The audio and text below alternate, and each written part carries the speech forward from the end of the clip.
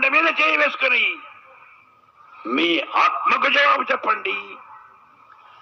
పొరపాటును గ్రహపాటును 2004వ సంవత్సరంలో ఆ రోజు జరిగిన ఎన్నికల్లో పొరపాటునైనా తెలుగుదేశం పార్టీ అధికారంలోకి వచ్చి ఉంటే ఈ రాష్ట్రంలో రైతాంగానికి ఉచితంగా కరెంట్ వచ్చేదా? ఇంత పెద్ద ఎత్తున ప్రాజెక్టు యొక్క నిర్మాణం జరిగి ఉండేదా? ధాన్యానికి సంబంధించిన వరి ధాన్యానికి సంబంధించిన కనీస మద్దతు ధర 580 రూపాయల నుంచి 930 రూపాయలకు పెరిగేది ఆ క్వింటాల్కు.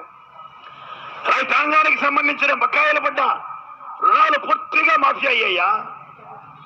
రుణాలు లేని రైతులకు కూడా 5,000 రూపాయలు ఉచితంగా ఎప్పుడైనా ఎవరైనా ఇచ్చి ఉండేవాళ్ళ?